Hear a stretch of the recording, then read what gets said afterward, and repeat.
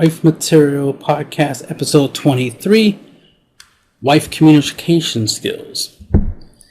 It's very important, obviously, to break down the importance of communication.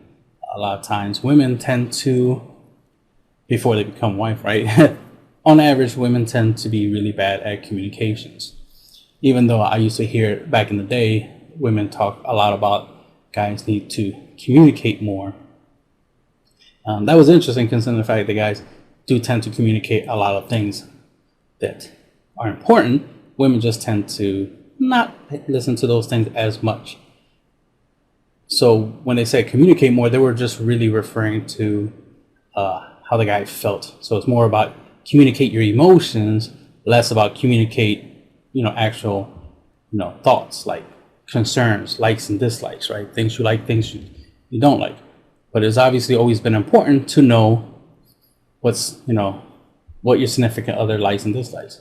Guys do their best. Guys listen to women for important details, certain things, like her favorite food or something like that, like things like that, because they know that information will be useful, later on, and they want to be able to use that information, right? Especially in this day and age with more, a lot of guys tend to grow up playing video games, for example. So we know the idea of listening to, paying attention to certain details, because like in the beginning of a video game, because that information, those details might be important later in the video game. So in life, we do the same thing, especially more so nowadays. So guys pay attention, they listen, right? So they can learn. So always listen to learn. Women tend to not do that as much as they should nowadays. So there's three things to talk about in this podcast: listening, understanding, and compromising. There's probably way more, of course, but I wanted to just simplify and just focus on these three details, because personally for me, these three things are very important. Because from my personal experience, a lot of times I notice women don't listen to there's an expression for it. It's called it's the idea that most women listen to react, not listen to understand, right? Or listen to learn. So women will hear what you're saying, but they're only listening enough so that way they can respond to what you said. So they'll pick something that you said, might be the last thing you said, and then just carry on. There's even some TikTok videos about that, about a guy, where the TikTok is like the girlfriend is listening to her boyfriend talk, and as soon as she hears girl in the story, she just focuses on the fact that there's a girl in the story. So then she gets jealous, and that's the whole joke of the TikTok, is that all she heard was girl, another female, and automatically started going into jealousy mode instead of actually listening to his story. So that's the important thing. Listen to learn, listen to understand, right? Don't listen to just, hear what you want to hear. And that's the thing. Some people have what's called selective hearing. They hear what they want to hear. Sometimes they'll hear something wrong. They'll hear somebody might pronounce something wrong, and they'll hear it as a different word than it really is. That's why it's important to have good listening skills. So it's very important to, improve your listening skills. Because remember, here's the thing that most people don't take into account when it comes to people talking. We humans, we talk. We have languages. We created languages for the purpose of being able to share our thoughts, right? AKA share data. Think of it like a computer, right? When I tell you something, like if I tell you the sky is blue or 2 + 2 is 4, I'm transmitting to you data, information.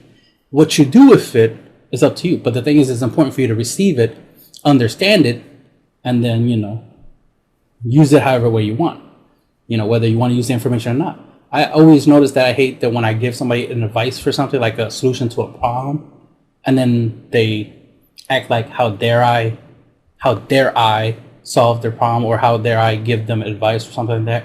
Like, it always seems weird. Even when they deliberately, it's not like I'm just randomly giving people advice. No, somebody could literally ask a question, I'll give them an answer, and then to act like, how dare I have the audacity of giving them a solution to the problem. And sometimes I realize that it's like, okay, you just want to complain. So it wasn't, so even though you worded it in the form of a question, right? You presented a problem and you wanted a solution. It's like, what should I do? And then when I told you what you should do, you made it a big deal, because it's like you really didn't want a solution to the problem. You just wanted to complain about the problem. And it's just, for some reason, you said, what should I do? Just to add to it, just to make it seem like you wanted a solution. When in reality, you didn't. And a lot of times women tend to do that. They'll talk to you about something, giving a big implication that it's a problem and she wants a solution for it.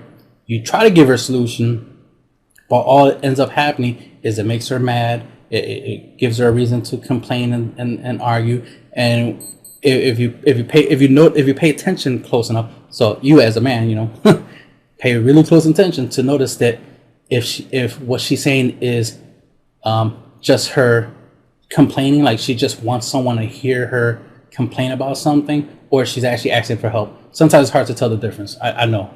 As a man, sometimes it is hard to tell the difference, because if we hear something that sounds like a problem, it's a problem, right? If it quacks like a duck, acts like a duck, walks like a duck, we're not going to assume it's a moose, right? Common sense, right? Well, for us men, right? Common sense is logical. So, but for women, not everything is logic based. So a lot of times when they're complaining about something, it's just that they're emotional, right? They're mad about something, so they just want to let it out, what they're mad about. Even though they're wording it as if they want a solution to the problem, there's a high probability they don't want a solution. Now, what I've done personally myself is when I hear a woman talk about a problem, instead of, because normally I, with anybody, like especially with my guy friends, when they tell me a problem, I would, after they're done talking, I would, bring up a solution, which one proves I was listening in the first place. I was listening to the problem and I have a solution for it. Because while I was listening to them, I was formulating a solution, right? I was trying to figure out how to solve the problem while I was listening to the problem. But with women, when they're expressing a problem, I, of course, hear what they have to say.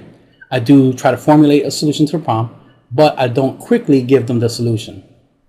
I just be like, oh, damn, that sucks. And, I just go with the whole, like, yeah, that's a messed up, situation that she messed up problem. Like, yeah, that's a very unfortunate problem. And then just, be quiet for a bit, pause, as it were, pause for a bit and see what happens. See if she's going to ask me for a solution. The typical question, what you think I should do? Or what will you do? Like that, those tend to be the two typical questions that she'll ask. So until she asks you a follow-up question, basically, after she states that she has a problem and she kind of like, what should I do? Pause for a bit and see if you not immediately answering and giving her a solution would kind of piss her off, right? Makes her think that you weren't listening. Then of course you respond with the fact that I'm thinking about it, right?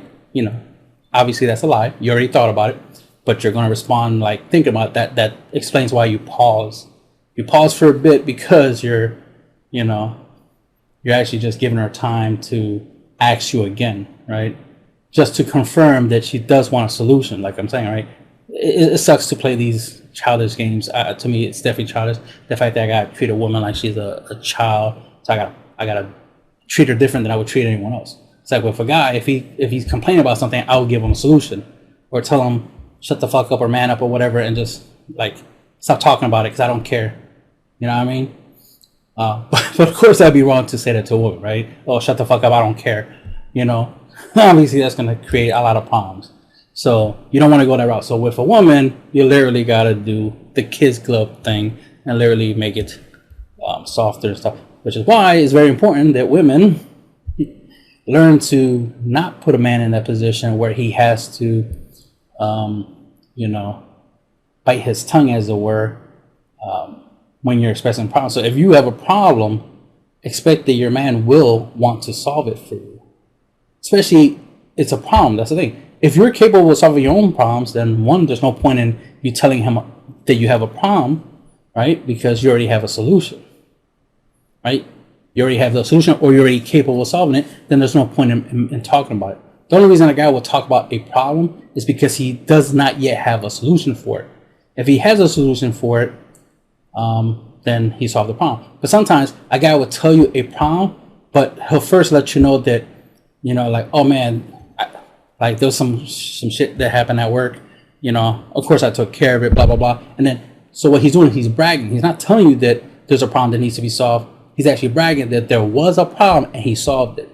Men are problem solvers.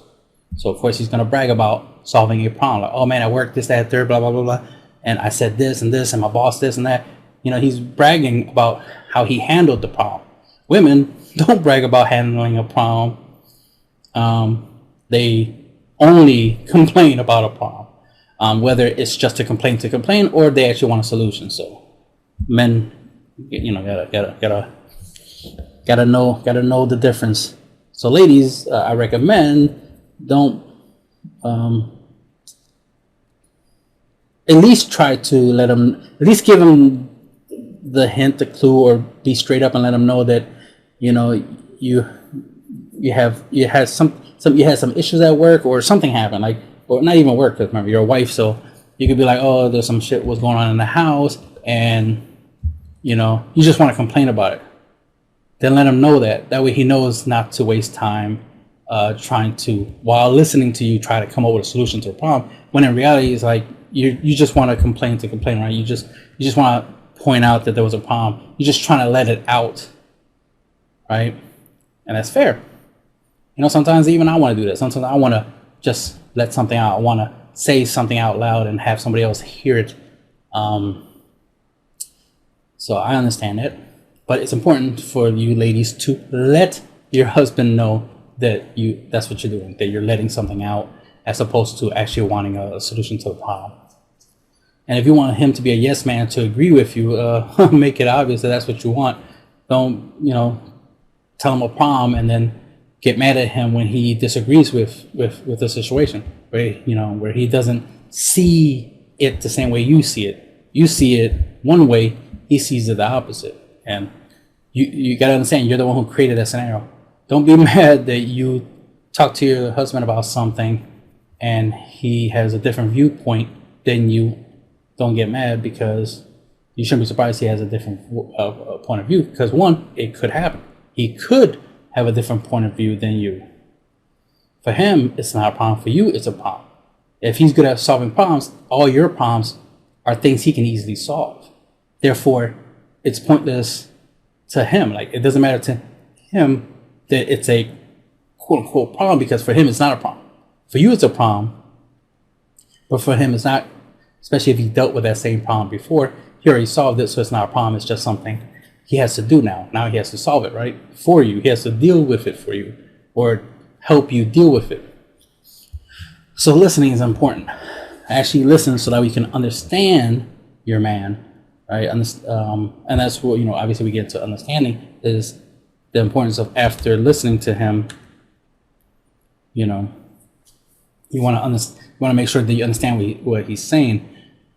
So I spend most of the time talking about men listening to women. Obviously, it's from my point of view, the way I deal with women. I tend to have to listen and notice that there's a difference between them just complaining and them wanting a solution to the problem.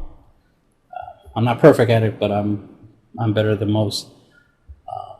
Some women try to be difficult on purpose. So listening to your man, one, listening is not just, he's talking and you hear him talking. No, it's, you gotta literally listen, and be able to repeat, not, perfectly, not verbatim, but be able to bring, repeat back and mention and bring back into the conversation, a lot of the stuff he said.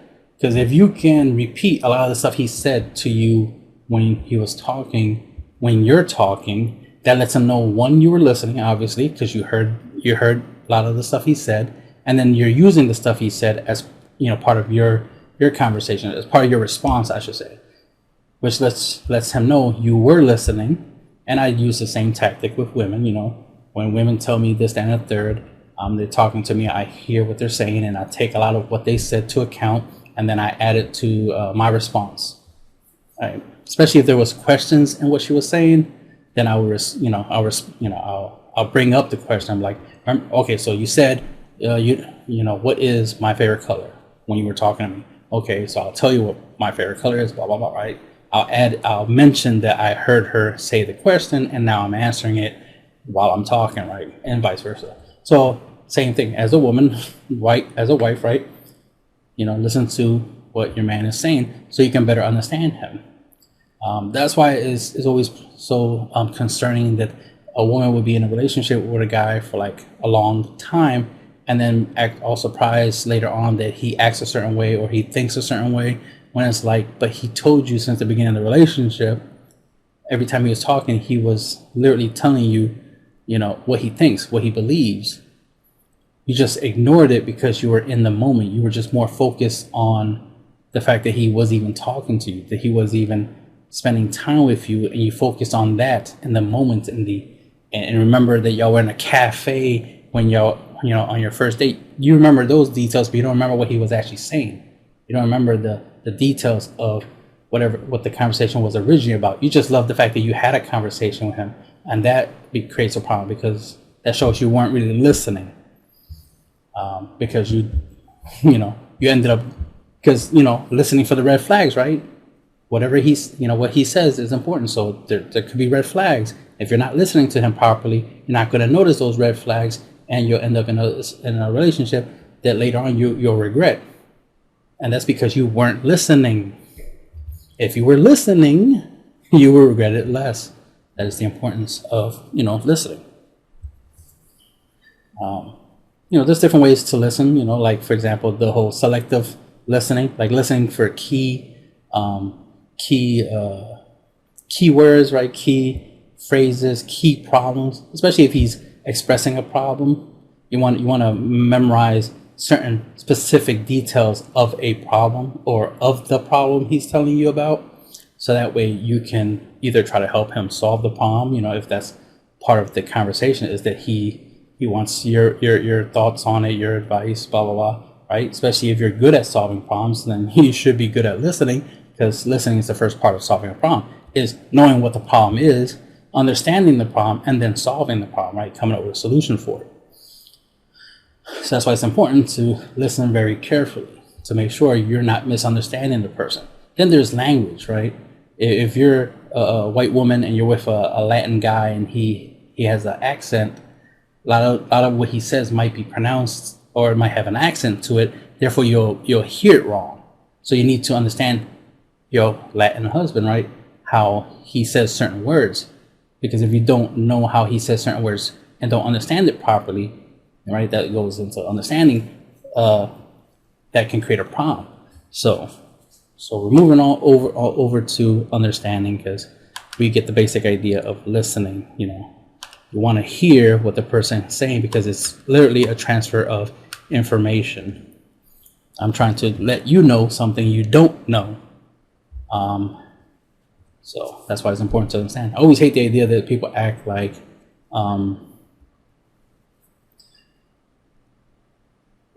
everything that is said to them is inherently wrong. It's like, no, it's something you don't know. Because until you confirm that the information I give you is wrong, you don't know it's wrong yet until you can confirm it, until you find proof that it's wrong. But until you find out it's wrong, it's right. So it's information. If somebody gives you advice, respect the fact that, they gave you something.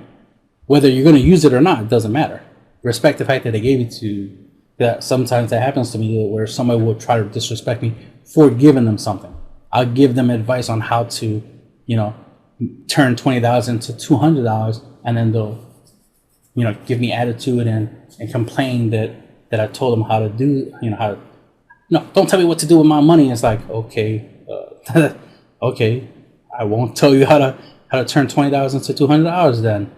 But think about how weird that is to actually be mad about somebody giving you information. It's like, you can do whatever you want with the information. If you don't want to turn $20 into $200 because you don't want somebody to tell you what to do with your money, fine, do what you want. The point is, ultimately, you're the final decision maker, right? You're the one who decides what you will and will not do in life. But here's the thing about life. as a newborn child up to the point you're, you know, an adult, right? You do understand that a lot of people told you things, which is why you even have ideas, thoughts. The reason you know the human, you know, whatever language you know, let's say English for this example, the reason you know English is because someone else taught you English. You weren't born knowing English. You didn't teach yourself English. You didn't create the language of English. Someone else taught you it. So you're using somebody else's idea, somebody else's information. You're using somebody else's idea. Somebody else came up with the English language. You learned it from someone else. So for you to think that, oh, no one can tell you what to do, is like, well, that's weird, because you were told your ABCs and 1, 2, 3s when you were a kid. You didn't have a problem with that. Just like you don't have a problem using the your ABCs and 1, 2, 3 to, you know, to do math problems, or to curse somebody out, or even to say to me, don't tell me what to do with my money, or don't tell me what to do at all. It's like, one, who gave you that idea that I can't tell you what to do? Where do you get that idea from? You weren't born with that idea. You didn't create that idea of no one can tell you what to do. You got that idea from somewhere. Somewhere in your life, someone told you that, or you heard that somewhere. Again, someone told you that. Therefore, someone told you to say those words, right? Now you're saying it. Oh, no one can tell me what to do. The person who told you that phrase, don't tell me what to do, told you what to do, which is why you're saying that phrase now. You get what I'm saying? It's like, it's weird how people act like, you know, no one's allowed to speak to me. Like, no, we have the right to speak, because this is how we share information. This is how you know that I'm a friend or a enemy. If I'm saying nice things or giving you advice, I'm clearly a friend. Or let me rephrase that. At least I'm not a threat, right? I'm not a danger to you if I'm giving you advice, right? Now, if I'm threatening you, cursing you out, telling you I'm going to kill you, then yeah, I'm a threat. You might, you know, want to be safe. And at least I'm warning you, right? By threatening you, that's me warning you. I could be quiet and not say anything and attack you randomly, right? You rather know that I want to hurt you, right? And then you do something about it, you know, defend yourself or be prepared, than for me to be quiet and then attack you, right? Common sense. Just like if I'm being nice to you, right, by talking, you know, appreciate that I'm being nice to you, right? But whatever. That's the world we live in now. So that's why it's like understanding is important. It's like, understand you don't want to hear what I have to say, or you don't care about the information that I gave you. But it's not wrong that I gave it to you, though. That's the thing. So that's because that's where, you know, because sometimes I notice when I say stuff, people don't misunderstand. So that's why, like, it's important to understand. Like, you need to understand what your man is saying, you know, so you don't misunderstand him, right? Because understanding is important. How you gonna know somebody's being nice to you if you don't understand that they're being nice to you, right? You gotta know what nice is, especially when it comes to talking. What it sounds like when a nice person is talking to you versus a person who's not nice, right? Because sometimes women will talk about, oh, I was in a toxic relationship, blah blah blah blah, and then you ask them questions about it, and then realize, okay, so the relationship wasn't really toxic. The guy wasn't toxic, aka abusive, or like a really bad person. The term toxic means the person was bad, like really bad, like bad for your health, bad for your mind and body, like poison. That's the point of toxic, right? Is the idea that this person was a really, really bad person. But when you actually question the women, you find out that no, the guy just didn't agree with everything you said. So the guy told you no a lot and you had a problem with that. But that's not really a problem, right? Because you're not supposed to get yes all the time. He's not a yes man, so why would you expect him to say yes all the time, right? So, you know, that kind of stuff is like, if you're the type of person who thinks you can say no to somebody, well, newsflash, other people can tell you no too. So don't say they're toxic, because one, that applies to you too. Whatever you think makes him toxic makes you toxic as well. But here's the thing: a lot of times, it always turns out that it was the woman that was actually the toxic one in the relationship, because she was the one who was verbally abusive. She's the one that kept complaining about certain things, using the stuff like, if you love me, you would do this, that, and a third, which is manipulative, right? It's abusive. You're trying to take advantage of somebody's love for you to get things from them. You want a Lamborghini? You tell him, if you love me, you'll buy me a Lamborghini. That's manipulative. That's abusive. You're abusing his love for you to get something out of it. That's the thing. People who abuse other people, they do it because it benefits them to do that, to abuse somebody, right? To take advantage. Taking advantage, abusing, those tend to go hand in hand. Because that's the purpose, right? You're abusing them because you're trying to get something out of them, right? You're not abusing them for nothing. You're not abusing them to not get anything. You're trying to get something out of them, right? So that's where it becomes abusive, right? That's where it becomes problematic. And that's where the verbal abuse concept comes in, right? Then there's the physical abuse, right? That's different. It's like, that's why it's important that when a woman was in an abusive relationship, she says it's abuse. The relationship was abusive. I hate when women say toxic, because on average, most people think when they hear toxic that the relationship was abusive, whether it was physical or verbal. But in reality, on average, a woman's relationship with a man, it wasn't toxic as in like abusive. It was just, if anything, the toxicness, right? The verbal toxicness came from the woman, not from the man.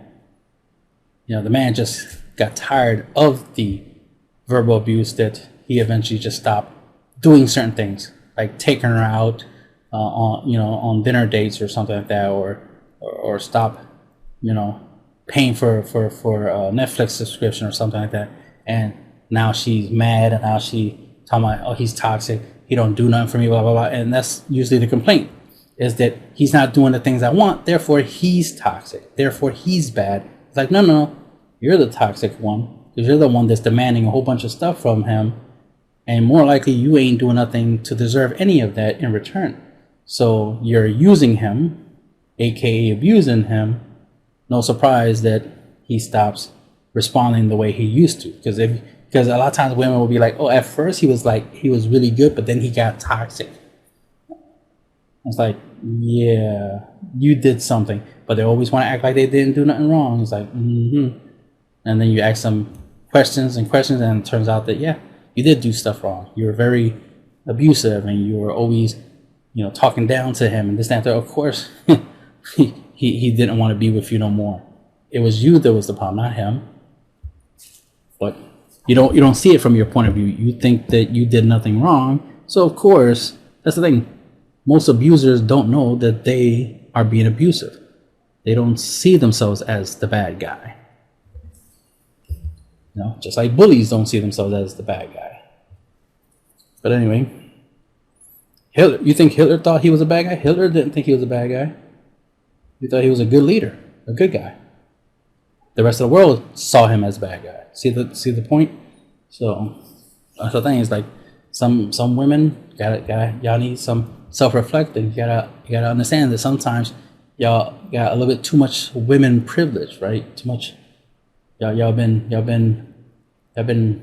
treated too good in society, to the point where when a guy doesn't do a lot for you, aka because you didn't deserve it, first and foremost, you start looking at him as he's wrong. How dare he not buy me gifts every day? Like, no, you don't deserve gifts every day. You deserve gifts, once in a while when when you earn it, by being a good woman, but you don't deserve gifts every day. So that's a different story. But anyway, understanding, right? You got to understand him, and this goes both ways, but of course this is women understanding men, because men are relatively simple. We don't try to, give you riddles when we tell you that we like something a certain way. That's the way we like it. We're we don't make it complicated. We understand that. Well, I'm gonna put it this way: we understand that women tend to prefer things to be easy, even though women make things hard and complicated.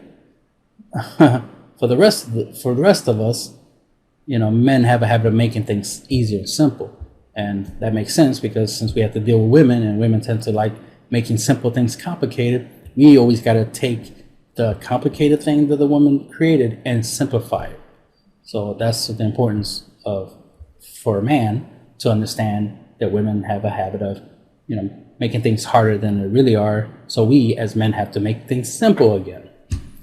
Put it back the way it was, which was the problem wasn't that big of a deal. She just made it a big deal, right? So that's the guy's point of view. Women, it's a good idea to try not to make things seem more wrong than they really are. Right? Stop exaggerating everything. Stop making things more complicated. Try to understand that men are simple and they're always going to try to make everything simple. So you gotta be the same way. At least make it easier for him by not trying to make everything complicated. I know it's gonna be hard to not make everything complicated, but at least try. That's what I'm saying. So understanding, right? You gotta understand what he wants, because it's not rocket science. He's gonna tell you simple what he wants, and it's up to you to understand what he wants. Because I've been in scenarios where I told women certain things, and for some reason they misunderstood, even though it was pretty simple, straightforward. It wasn't complicated. I wish I had an example right now, but I don't really have an example per se. But it would be something. But it was relatively simple. Like, it was a simple idea, but they misunderstood it, and that doesn't happen a lot. I'm just saying that it has happened before. So that was an important detail. It's like it has happened before where they didn't understand right away what I was saying. I'm very intelligent, so I tend to know a lot of stuff, and I tend to deal with a lot of problems in a very high level, that sometimes even when I dumb down the idea, even when I try to make it simple, right? I try to make the idea that I have simple, and share that information with somebody, like a female, for example. A lot of times it's still not simple enough. I know that sounds wrong, right? Not simple enough for a woman to understand, but a lot of times that does happen. That tends to be a thing. All I'm saying from my experience, that has happened a lot, where it has happened a couple of times, I should say, where I told a woman something that I simplified. I was giving them the simplified version of my idea or my thoughts, but they couldn't understand it even though it's simplified. So then this is this scenario where I had to give them the original version. Basically, I had to tell them the more complicated version, right? The non simplified version. And well, that didn't always work out too well, because a lot of times it's ironically, to a certain degree, they kind of understood because they got the extra context, the extra details, but it was the fact that they feel, how it is, women, right? Feelings, emotions. They feel dumber when they realize that what you gave them was a watered down version. Women, y'all smart in many ways, not so smart in many other ways. Let me put it that way. So the realization that I gave, sometimes it feels like, she realized I gave her a more watered down version of the original thing, and now I'm explaining it in full detail, and now she feels, she feels some type of way. She's totally ignoring the whole entire conversation, right? She's more concerned about how it made her feel. It's like, oh wait, so you gave me a watered down version of it, and now when I hear the full version, like, now I feel disrespected, as if, telling me the full version wasn't, like, I couldn't understand the full version. That's what you thought? I couldn't understand the the original version, so you gave me a watered down version. And it's like, but guys, we have a habit of watering things down in general. You know, a lot of times, you know, watering it down, I want to assume, because when I condense something, an idea, is because I assume that the person I'm talking to is capable of filling in the gaps. Sometimes that's the problem is, you know, I'll say something and I'll leave certain details out, but you would think that somebody would know to add those things. You know, if I'm talking about cookies or something, and I leave out the like adding chocolate chips or adding raisins to the cookies or something, like adding, you know, extra flavor, adding something to it to, you know, make it more delicious other than just you know, a regular cookie. I give you the basic, you know, concept of a cookie, but I leave out the fact that you can add, you know, ingredients like raisins, M&Ms, or you know, chocolate chips or something, right? You know, or strawberries or whatever, and make the cookie, you know, more unique by adding that stuff. You would think that people will add those extra details on their own, but a lot of times they don't. So I literally would have to tell them, like, okay, you make a cookie, you can put chocolate chips if you want. You can also put strawberries, pieces of strawberries in there and make strawberry cookie. Like, you know what I mean? Like, I have to actually add that information because most people don't add that information themselves. So that's where, like, that's why understanding is important. Understanding that you have to understand your man, your husband, habit of how they talk. Because sometimes if they do water down, like they condense an idea, you got to be able to know how to fill in the blank spaces, basically fill in the details that is being left out. Plus, it's useful, the whole understanding, right? Because you need to be able to understand if your man is lying to you or not, right? That's an important skill to have, the ability to tell if someone's lying to you or not. I know I have that skill, so I definitely expect other people to, you know, try to have that skill. So most women definitely will want to have that skill, right? The ability to tell when their, you know, significant other is telling the truth or lying. So that's where understanding comes in. You know, it's very important to understand if they're telling the truth or if they are lying. But ultimately, you'll be spending most of the time just understanding what they're telling you, like instructions. Like if they tell you how they want their sandwich made, if they want if they want you to put mayonnaise on the bread first, then put the cheese, and then put the slice of turkey, and then that's it. And then, you know, you got a sandwich with 2 pieces of bread, and that's how he asked for it. Then make sure you make it that way. Don't put the cheese, don't put the cheese, then put on the bread, right? Then put the mayonnaise on the cheese, then put the turkey on the mayonnaise, right? And then top it off with a piece of bread, and then bring it to him that way, because he's going to notice, and, you know, it's clearly going to create a problem because the mayonnaise between 2 solid pieces, and the mayonnaise is somewhat liquidy, so that sandwich is going to move around, and he's going to notice it. It could literally in his hands slide, and he starts noticing that, you know, it's moving around, and it's like. And another thing is the stack order, as it's called, does affect how it tastes, you know. So that's an important detail. So if he likes it a certain way, it's important to put it a certain way. I know it's funny to be making a sandwich as an example for this, but it's just a basic point that sometimes you need to understand the instructions and understand that there's a purpose. That's the other thing. Understanding the instructions because there's a purpose for it. So if I tell a woman I need her to make a sandwich a certain way, there's a purpose for it. It's not just, I just want to tell you how to make a sandwich. No. There's a purpose for it. So it's important to understand why I'm asking for the sandwich in that order, and then make sure you give me the sandwich in that order, right? Because that's, you know, there's an importance to it. It matters for a reason. It's important. And, you know, you should want to make sure that something someone considers important, you take it to account that it's important. It's important to them. It doesn't have to be important to you. You could care less the stack order of a sandwich. But if it does matter to him, your husband, right, the order in which the sandwich is made, then make sure you make it that way, because that is important to them. And that's showing that you understand that it's important to them, that you care that it's important to them, and so forth and so forth, right? So moving on from understanding, because obviously you should get the idea of understanding. It shouldn't be too complicated, you know, to understand somebody, right? Because you should be putting the effort to understand them, right? To understand, if they speak a different language, you definitely want to understand them speaking a different language, right? You know, if it's a different language from the language you know, it would be a good idea to learn some of that person's language, right? Some of your husband's language, so that way you can better communicate. So if he does say things in his native language,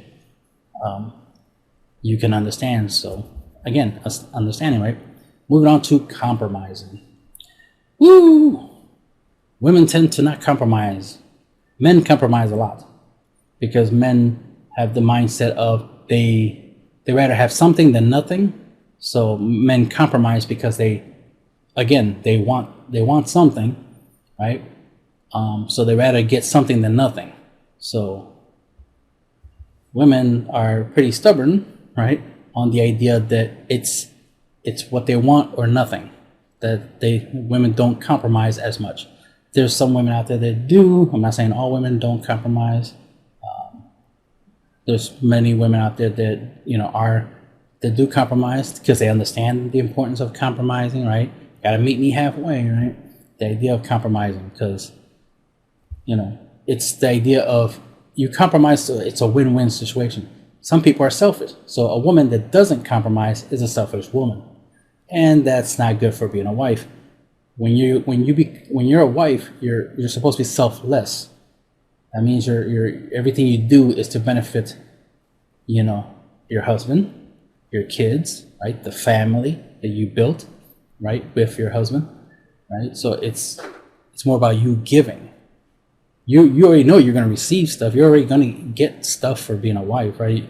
For being in the family, in the relationship, you're already going to be getting a lot of stuff. So it'd be very selfish to, you know, expect more when you're already going to get stuff. It's like you're already going to get things for being in the relationship.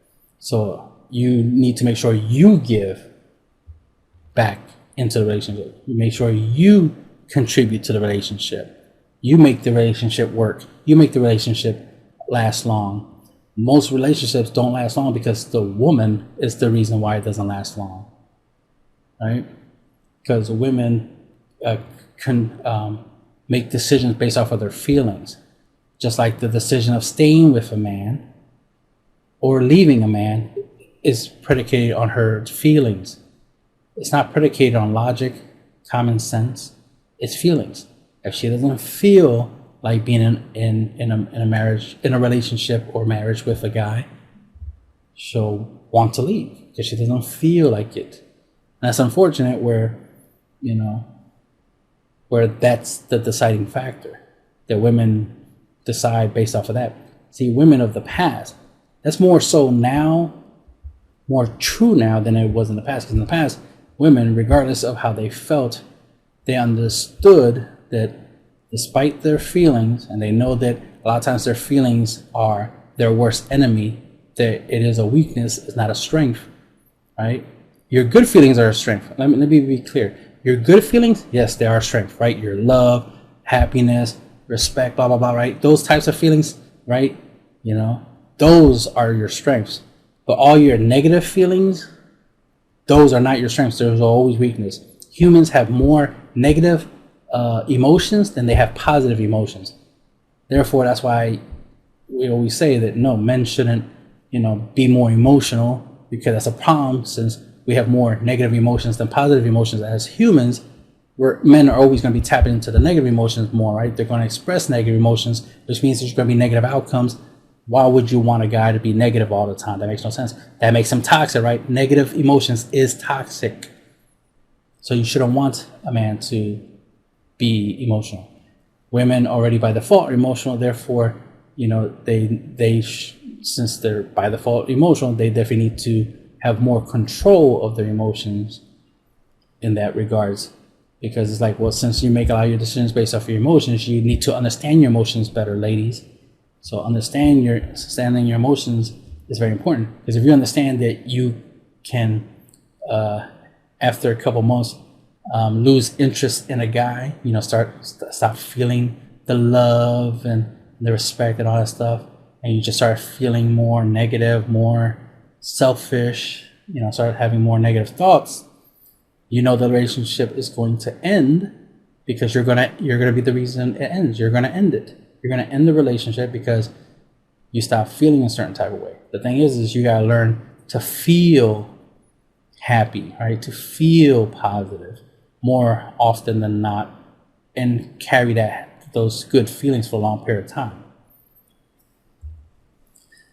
So that's the thing, is like with men, since we're less emotional and more logical, you know, once we make a decision to do something or be with somebody, we'll be with that somebody for a long, long time. Even if we get bored, you know, we start hating or resenting the person, right?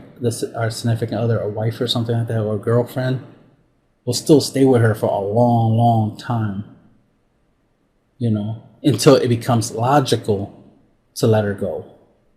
We won't let her go because of our feelings, right? We'll let her go more because of logic.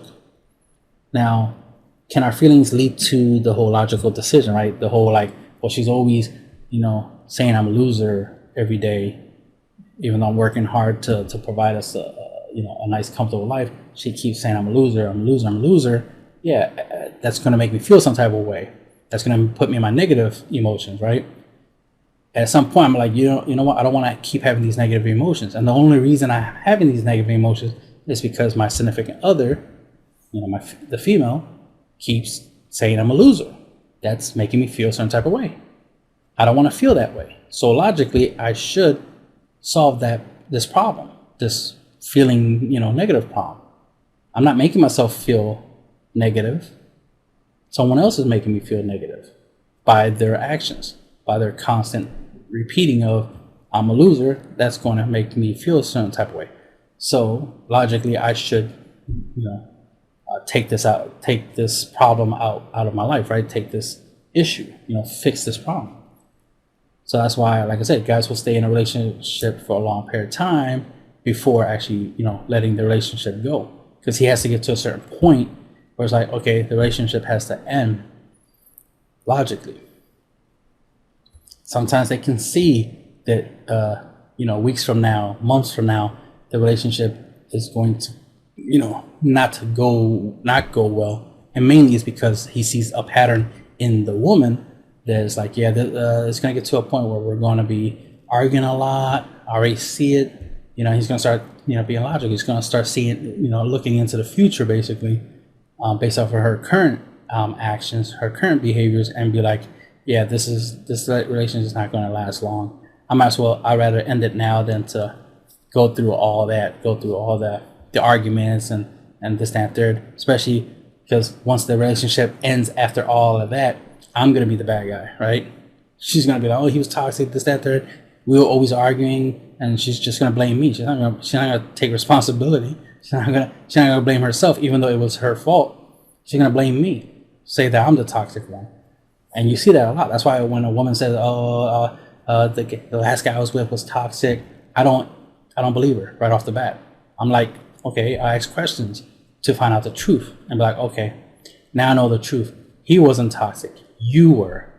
And I understand why he left you. Especially if he left you, not you left him.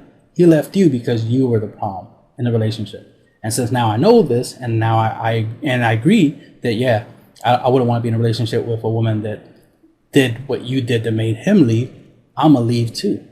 Or I won't even start the relationship. Since this was just a date to get to know you, now I'm not going to pursue a relationship because I know it's going to be the same way it was with your last relationship.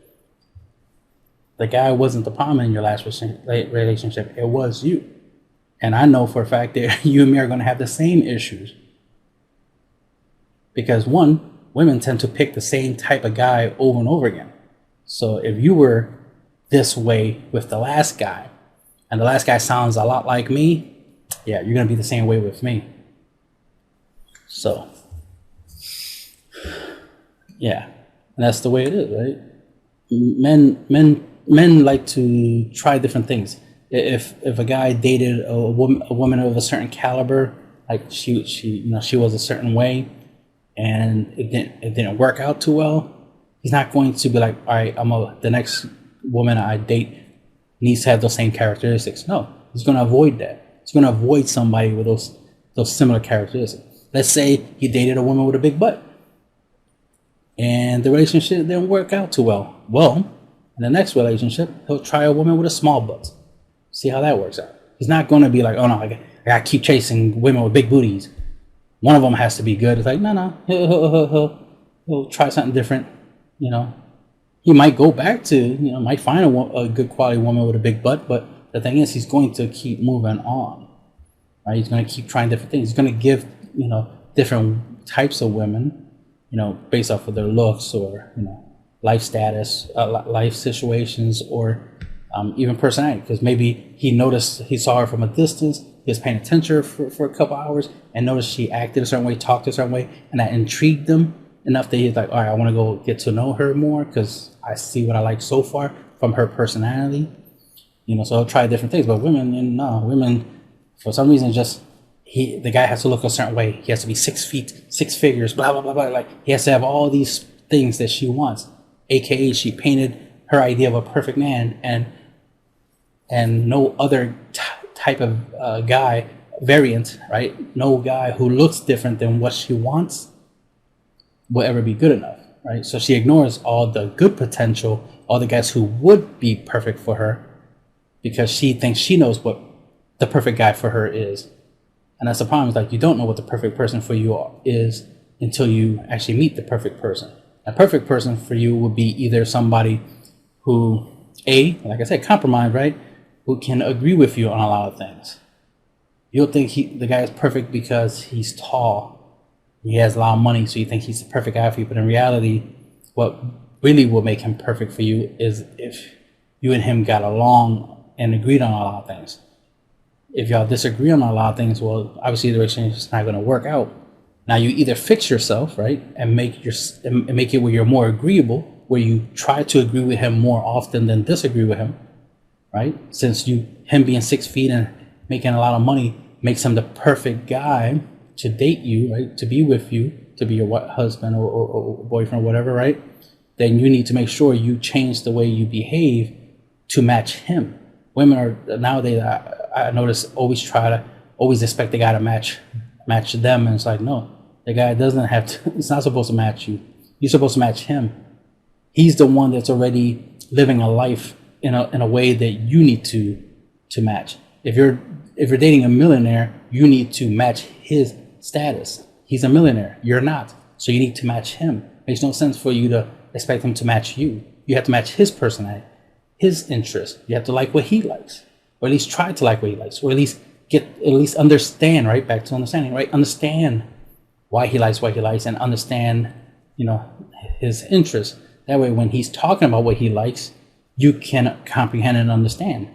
And again, back to compromising is like, it's very important to compromise. It's about win-win. Don't you want to win? Don't you want to be in a long, lasting relationship? Then you have to learn to compromise. Women tend to be stubborn and try not to compromise. You automatically ruin a relationship. You're automatically the toxic person in the relationship when you automatically have this idea that you're not going to follow the other person's lead. As a woman, you're supposed to follow a man's lead, because he did not spend his life working hard, right? Because he wasn't waiting for you. He was working hard, right, to make something of himself, and then he started looking for you, right? Looking for a woman to be with, and he found you. So stop acting like he was waiting for you, like you found him. No, he found you. He worked hard to get to the point where he can find you. And now, after all his hard work, he found you. Well, you're supposed to, right, follow his lead, right? Because he worked hard to get to that point of finding you. He found you, so you're supposed to follow him wherever he's going, because he's going to go wherever direction he was originally headed. Remember, he was going somewhere, and he stopped to find you and found you, and he's going to go back on that path to wherever he's going. So if he's a millionaire and his goal is to be a billionaire, he's going to pick you up and head towards becoming a billionaire, right? For example, it makes no sense for him to stop what he's doing, his goal of becoming a billionaire, just to go do whatever you want to do. No, you got to stop whatever you're doing, which more likely was nothing, because you literally was only waiting for him to appear in your life. So follow him, go his way. It's his way. It's just common sense. He's the prize, right? He's the goal. You were waiting for him, right? And you were waiting for him to show up. Remember that. You were waiting for him to show up.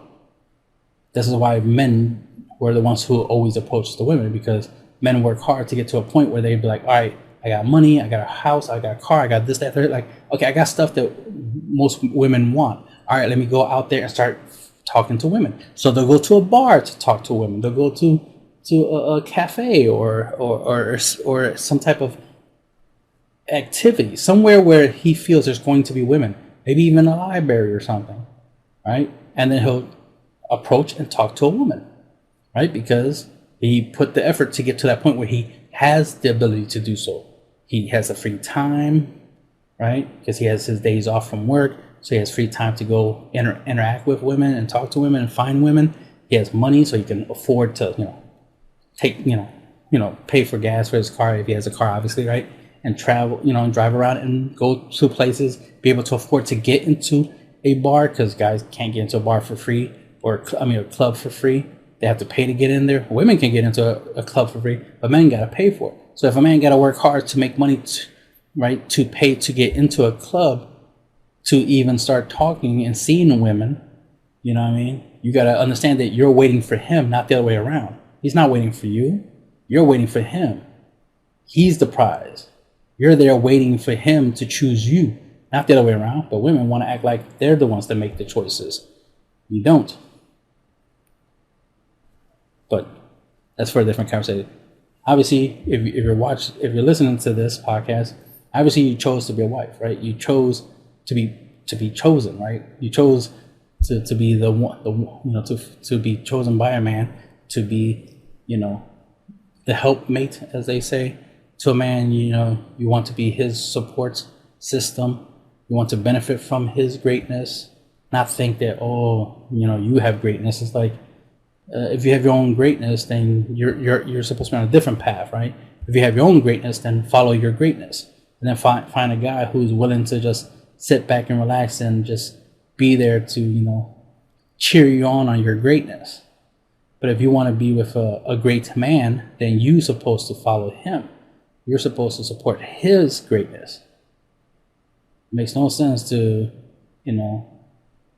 want a guy who's doing great things, but want him to act like he has to follow your greatness, right? He has to support your greatness.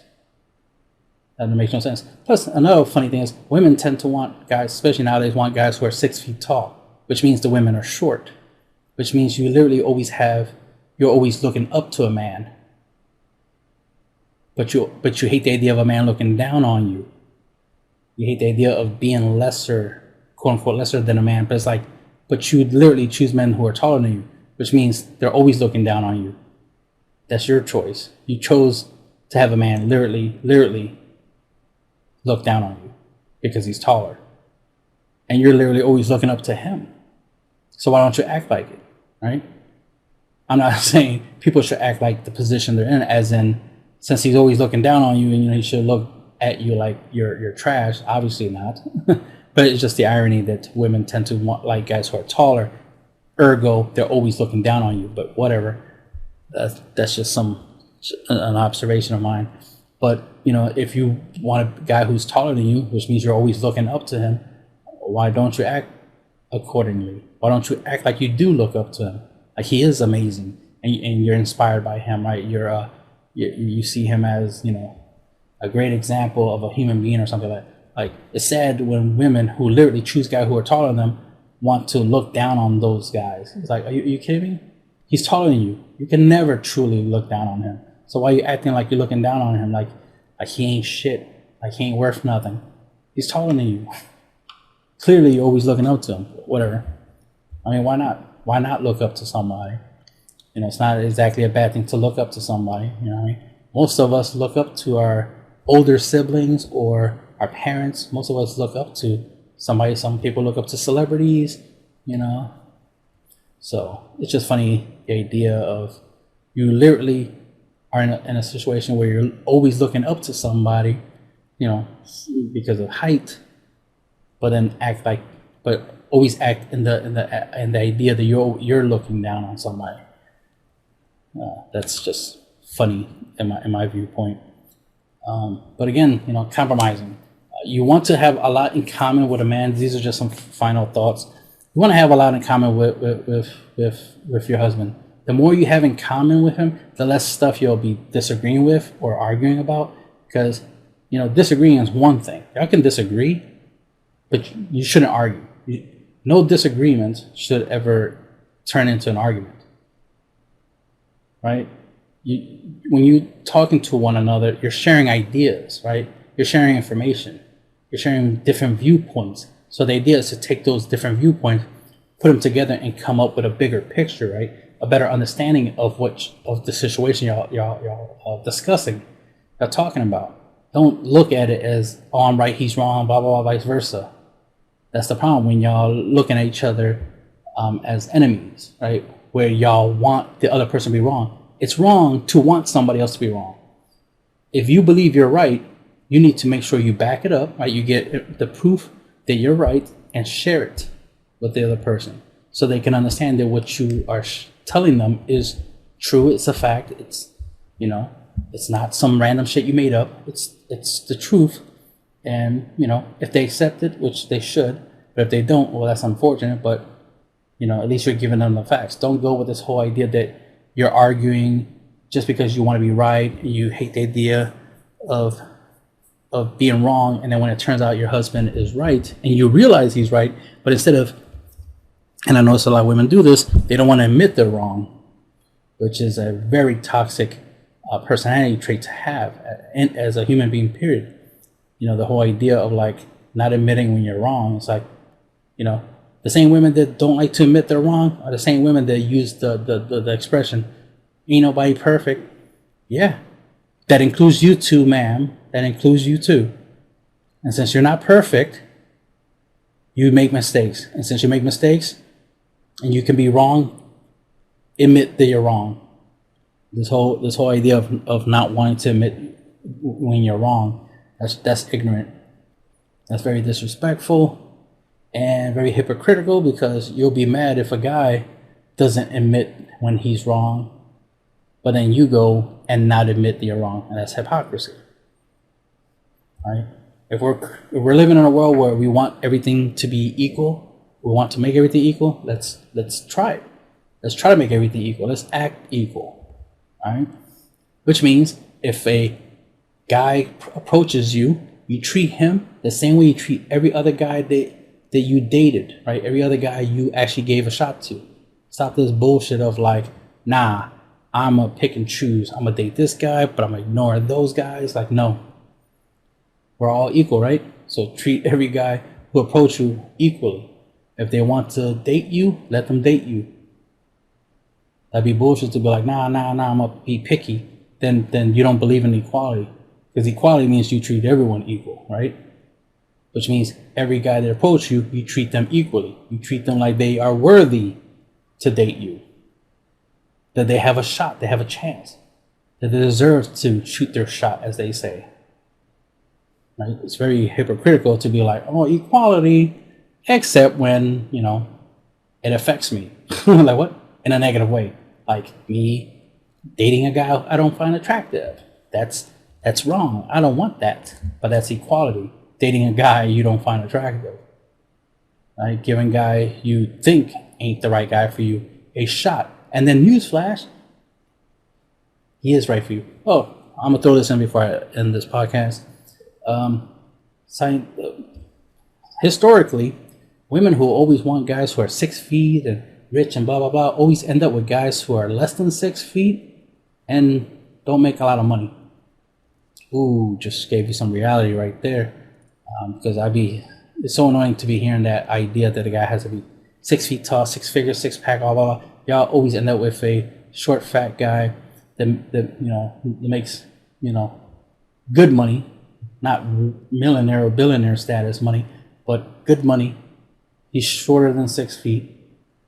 He's either your height or shorter sometimes, and you know, a little plus size, you know, dad bod as they say, or he just was fat, you know, to begin with. Whatever. The point is women always end up with guys who are not their perfect ideal guy. You always take whatever works, you know, which is smart. Be logical. Give the guys you don't like a shot, because more likely they are the perfect guy for you. And that'll be the end of the podcast.